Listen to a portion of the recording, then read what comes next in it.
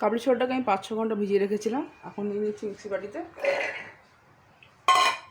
এখানে আছে আদা, রসুন, লঙ্কা দিয়ে দিলাম ধনে পাতা,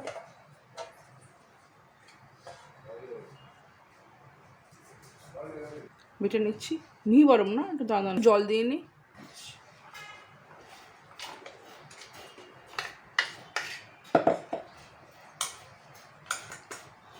দিলাম ম্যাগি মশলা,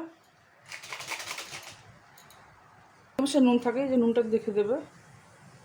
2 চামচের মতো ময়দা দিলাম, বেসনও দিতে পারো। ভালো করে মেখে নিই, হাত দিয়েই মাখতে হবে। হয়ে গেছে, ময়দাটা আমি সব দিয়ে দিচ্ছি পুরোটা।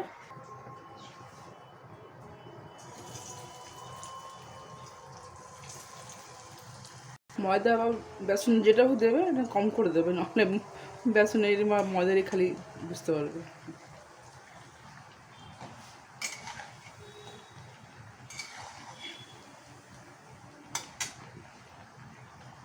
উঠিয়ে নিচ্ছি, একটু তাওয়াতে একটু করে দেখাই।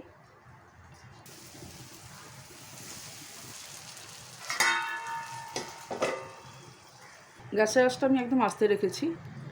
কাবাব রেডি, কাবলি চানা। এটা হচ্ছে তেলে ছাকা, আর এটা হচ্ছে থেকে বুঝতে পারছো তাওয়াতে করেছি।